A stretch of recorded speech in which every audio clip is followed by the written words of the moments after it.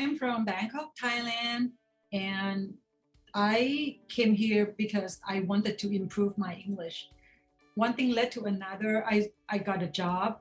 Currently, I am a freelance graphic designer. In the meantime, I would like to do something that more meaningful. And I love animals, so I want to do my work that related to animals more. And I believe that the skill that I earned within the class, it really helped me because I feel like, yeah, design is good, but you need a story. You need to tell the story. If you want people to care and help animals, you need a good story to make that happen. So it just great. It's just a great experience that I earned. Yeah. I think of myself as an introverted person. I tend to, be pretty quiet, but with this process, I started to kind of come out of the shell and feel a little more confident to share with people. During the workshop, the first couple times I was honestly like nervous, and as time went by and I started to feel like people listened and people interested to hear what I had to say, and it just felt good. I hope that other immigrants can join, because it just not only help us feel more confident in speaking in English with other people, it's also get us to learn about ourselves and know that, hey, there's a lot of people like us. I was born in a family of artists, architects, writers, everything in between. And we went for vacation to all the museums as possible. So when I moved to New York, I said, I need to visit all the museums that I can. And not just visit, I need to work for a big museum. So I remember when I went to the Met Museum with my Dominican mind and my 2-page resume with the photo on the cover, and I walked there and I said to the front desk, I am very passionate about art. I love museums. And I give it my resume. And I saw how her smile was fading out, that I was in shock. I couldn't believe it. How can it be possible? She cannot feel my passion about art, my energy, my talent. That at that moment, I just want to run away. But instead of that, I end up working in a restaurant as a food runner. What a shift. And I went every day happy, helping the servers, helping the bartender, the chef, the events. But every time my shift finished, I always tried to visit as many museums as possible, always with my daydream in mind. So one day I said, let me try something different. And I searched online and I applied as a volunteer for a different museum. And I remember filling out this application. I put all my passion, all my talent, and my capacity about art, museums, all that I knew about me. So I sent it, and I continued working in the restaurant, in those events, every day happy and grateful. until one day I received this email from the Guggenheim Museum 3 weeks later, and I said, I hope this is not another email when they said, unfortunately, we appreciate your application, but we are continuing with another candidates. And when I opened this email with fear, I was hoping the best. And for my luck, they want to meet me. So I was celebrating, I was excited. I remember that day, on the day of the interview, I was almost floating on the subway. And if you're from New York, you know that the subways in Manhattan are not like that. I was delighted, daydreaming, walking to my way to the museum, and when they opened the door of the elevator, for me was like the door of the heaven opened up for me. I was so happy, astonishment. So at that moment was the best experience ever. And I remember during the interview, they asked a lot of questions, and they asked me if I have any comment or question, and I didn't have any question at that moment because I was nervous. But the only thing that I said was, I want to tell you something, but I don't want this affect my application. And they said, no, go ahead, tell us. And I said, I am 6 months pregnant. And I saw how they were in shock. They opened their eyes like very big. But they said, no, that's not a problem. Thank you and congratulations. Thank you for letting us know. And if you need any accommodation, we can give you another chair, more comfortable, or we can give you a break during my 2 hours shift. And I say, no, I don't need any of that. Thank you. You're so gentle. I just want to start. I am so happy to be here. And I start, and that was the paradise for me. Every day I went to work for that volunteer position. I was like in paradise, helping, always helpful to the visitors, doing my job, asking other co-worker to help them, giving the postcard, the art postcard to every visitor, helping with any question.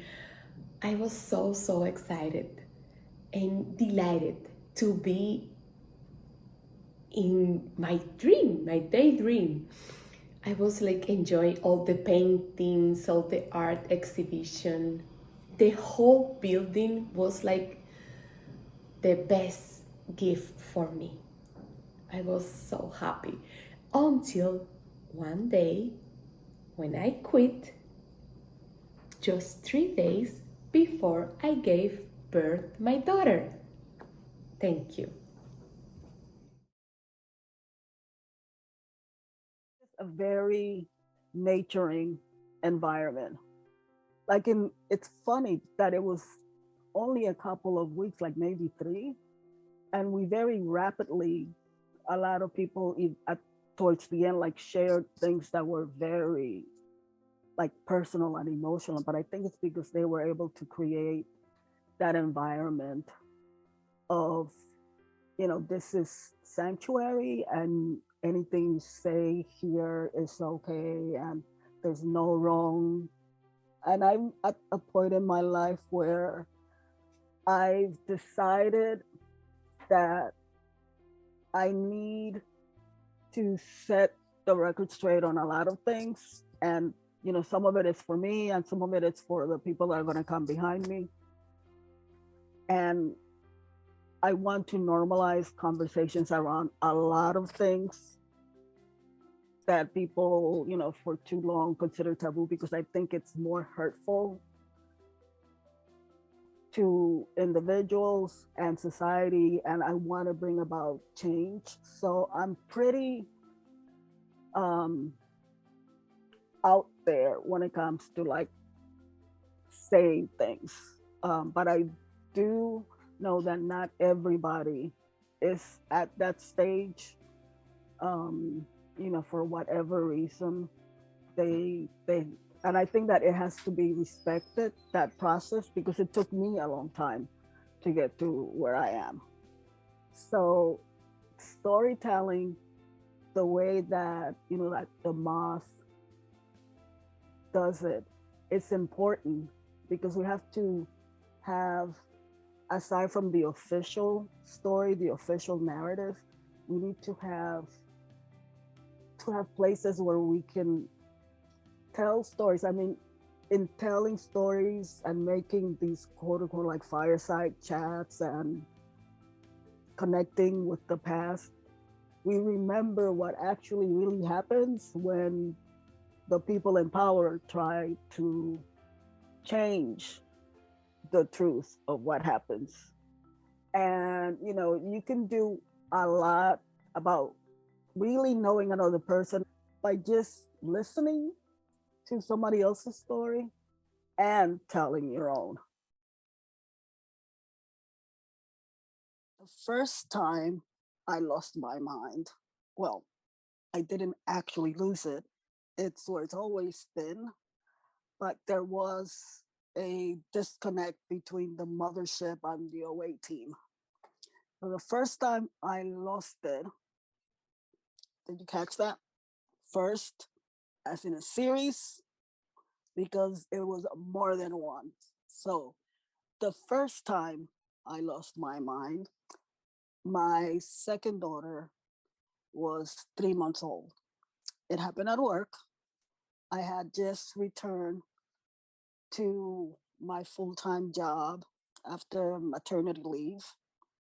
She was 3 months old, and her sister, because they're very close in age, was about a year old. So I get back to work, with all the guilt of being a mother who has to work and feeling like I'm not spending enough time with my children, knowing that I'm not saving the world. And I started getting all of this awful stuff happening at work because my boss, whom I had basically trained to do his job, had promised my position to a friend of his who had been the, doing my job while I was on maternity leave. So I get back into this atmosphere of somebody trying to force me out of a job that I needed to have because I was the only one working full time, and I was the reason that the family had um, insurance. So I felt trapped. Also, I was living under house insecurity because I had, through my sister, one of my sisters, allowed this woman and her son to sublease an apartment that I had received through a very good friend who's like a sister to me. But I did it very informally, and they ended up not paying rent for 5, 6 months while they saved to buy a house because I guess they figured I should sponsor them in their house purchase. We left that apartment because my then husband had bought a house together with his sister and mother and her boyfriend, the sister's boyfriend. And it was during the decline in the housing market. They were hoping to sell it after they fixed it, but nobody was buying. So we went to Connecticut to kind of help with the mortgage. But they sold that house from under us. And then, like when we had to come back to New York, where our jobs were, um, I had I felt bad kicking those people out because it wasn't their fault. But a couple of months later, I realized that they hadn't been paying the rent. So I lost that apartment, had to live in my sister's house for a couple of months. And all of this stress, I guess I couldn't externalize it and, go out and hurt people. So I internalized it, and it caused me to have my first breakdown. It was a real wake up call because it's almost like my mind just split open, and all of the things that I had normally kept under wraps from people was just out there for anybody to see. So it really forced me to think about myself in a different way. um I never, like, I would always play my cards very close to the chest. I would never let anybody know what I was doing, why I was doing it. And I realized that I would show different parts of myself. So even, like, to the point where I when I'm in a very formal situation, I will use all of my names. But then if I'm with friends, there's a different name because I'm in family. And then I have a nickname with my birth family. So there's all these different names that go with that part of myself that I choose to show. So when I was finally able to go to a very good hospital, and I had to stay there a month and get the medication set and all of this good thing. Um, of course, I went back to work, and the dynamics were still there. The stress is still there. So again, I had to go back to the hospital. And it's funny because at the second or maybe third, I'm not even sure how many, because like I said, it was a series. I don't know which one this was, but I remember I struck a conversation with one of the women who was working there, and she remembered me from a previous visit. And she told me that I had been dancing on top of the table naked. And this was also another opportunity for me to have like another layer of the onion fall away, because I have always been I was raised by a woman who's a Pentecostal and who's very, has very strict ideas about modesty. I mean, women of a certain age in Latin culture have that, but the fact that my mother is also this Pentecostal, and they have very strict ideas about what women should be and how we should behave. It was very surprising that I did that I got up on the table and was dancing, took off my clothes, and was dancing to the Lion King. It was playing in the lunchroom. And, at first I was really flabbergasted. I was very embarrassed. And much later, when I was in my room and I thought about it, and I realized what she said: you danced, in the past. And it's not something very interesting happened at that moment. It's like this is something that had happened either a year before or 2 years. And she was just telling me now. And the second I realized that it was that she was using the past tense of the word, and that in essence, I was still this person that I thought I was. You know, I was a person that likes books, that likes movies, that was trying to learn Japanese, that loves to travel. It didn't change anything that I had taken my clothes off 2 years before. And it just made me realize, number one, we are not in control of a lot of stuff. Number two, my little one also has this attitude. You don't sweat the little stuff, and it's all little stuff. And, you know, I am not Atlas. I don't carry the weight of the world. The world was still spinning on its axis at the right degree, even though I had taken my clothes off and had danced on top of the table. And I was basically, in essence, the same person. And it made me think of, in Spanish, the verb to be is two different words. It's ser is your essence, you know, that thing that is immutable, the thing that doesn't change. And estar is something that is mutable, that might be true today, but not tomorrow. So ever since then, I've tried to remember how we can be more than one thing at the same time. Sometimes dancing naked on top of the table doesn't really mean anything.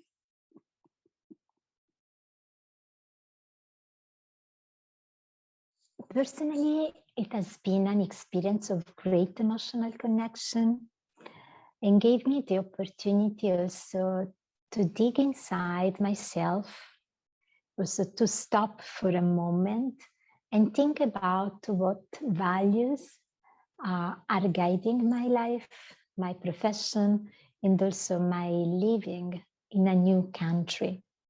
And I felt also a special connection with the other women involved in the program.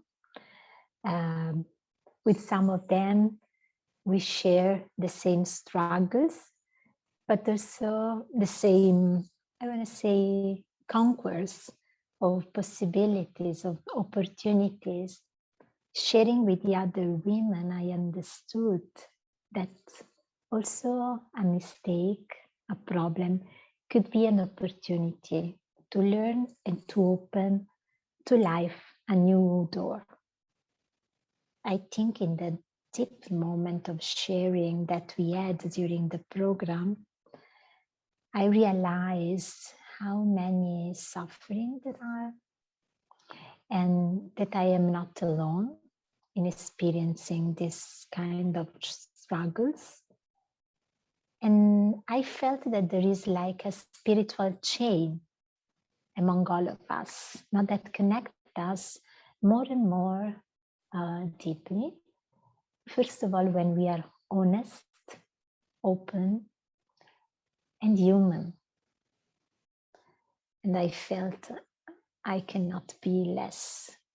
I am here to give the best of myself in a comfortable way, but I cannot just stay, I want to say, in front of the door. Yeah, I was a little bit nervous at the beginning, but then also looking at the others and the simplicity and always the comfortable environment that welcomed your stories, you know, my story and my mistakes too. So I felt comfortable also, yeah, no matter what. Sometimes you are scared in front of a new experience or something new, but there is a beauty and there is something waiting for you to help to express yourself better, to be more yourself, to express the you, the deep you inside. So it's, yeah, the beauty of change, for sure.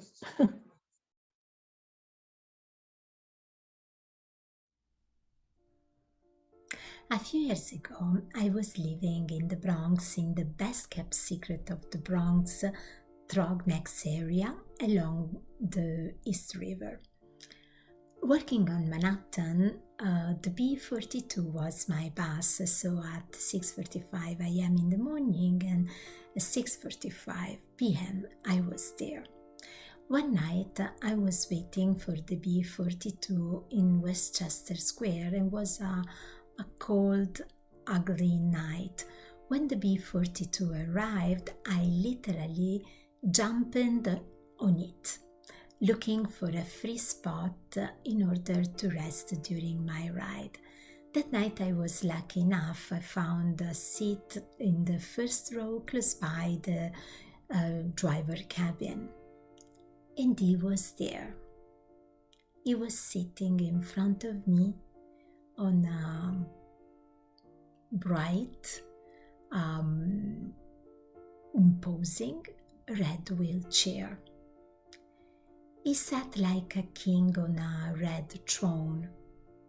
His obsidian hands were clinging to the purplish of the wheel, and his body was shaking back and forth like a palm tree in a storm. At a certain point, he shouted up to everyone, "Next stop!" His ride was over. And I imagine in that moment his wheelchair transforming into a Ferrari, leaving the box of the B42 and ready for a race on the street of the Bronx. My original pilot started to tinker with the straps to free his chair. And at that moment I realized that he had a bandaged arm. I wanted to help him and also to put his jacket on, but I realized in that moment that I was the only woman, and I know I am not particularly robust. Nobody was moving. Nobody took care of him. At a certain point I couldn't resist. I got up. I found the sleeve of his jacket and I covered him. In that moment, his free hand picked up mine and brought it to his lips, whispering, thank you so much. You are my guardian angel." And started kissing the back of my hand. His eyes were red, as were mine. Finally, I freed him up from the strips, and he turned his red throne to the door. In that moment, I realized that on the back of the chair, there were tied a lot of plastic bags. A lot. My noble pilot, the king of the wheelchair, was an homeless man. But at that moment I realized that all of these bags couldn't contain his kindness and his life, and I had no right to judge him, to judge his life on the back of the red throne, because in that moment in the bus I knew only the red shining life in front of me. This storytelling program was one of the most beautiful things that happened to me in this year.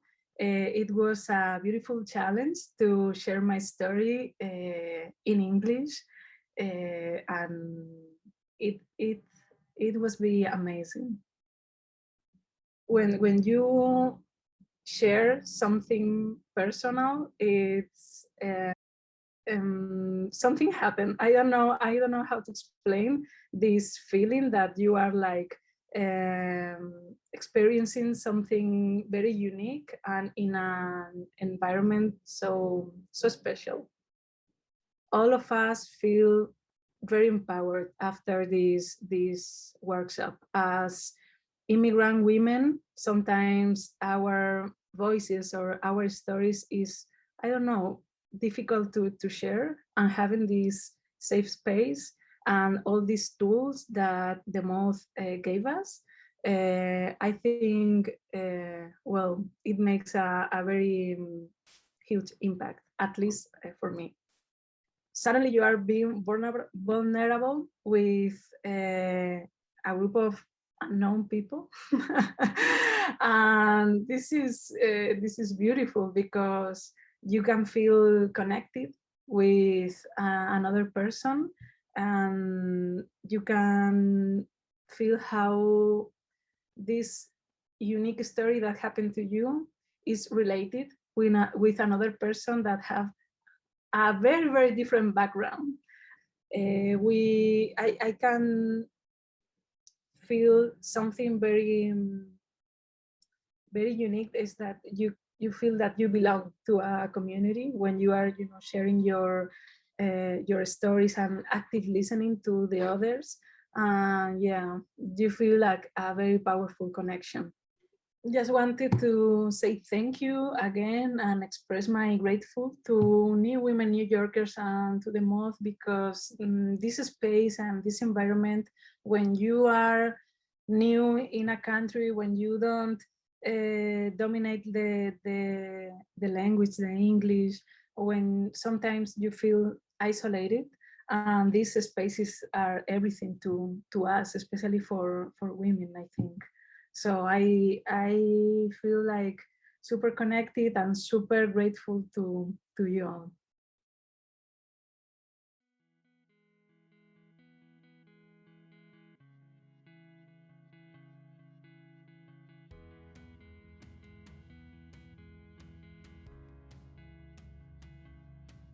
So I love planning. I feel that if I have planned for my life, I can't predict my future. Now I know that there is one thing which I have to, which I have to do. I have to just enjoy the moment. I lost my mind was 1992. I had just returned to work after my maternity leave. Apparently dancing naked on a table in front of a bunch of strangers can actually be a positive experience for some women.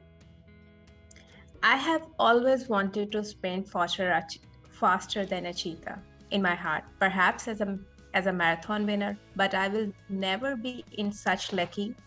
May have grown up in age, but she possesses the same greatness that she was born with. I was born in Hong Kong, so I'm a Hong Konger.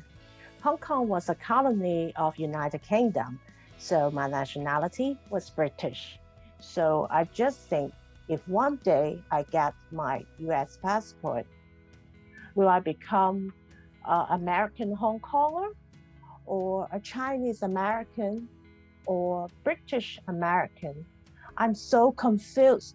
Who am I? As a journalist, I'm passionate about words and languages. And as you can imagine, I enjoy playing with words, joking around, writing poems. And now, after 2 years, the friendship with Maria Clara is still going on, even though she's in Colombia at the moment. And after 2 years, I'm here at the Moth sharing a story about a lottery and the friendship, and in English. My name is Tanya, and I am from Thailand. So in my country, the way we learn English language is pretty straightforward. We say things, we translate things literally, and that is good and pretty useful until it is not. The way of life, English language can be easy to understand and can be complicated, but I tell myself to be open-minded, and life is like a journey, like a lifelong journey. So just enjoy.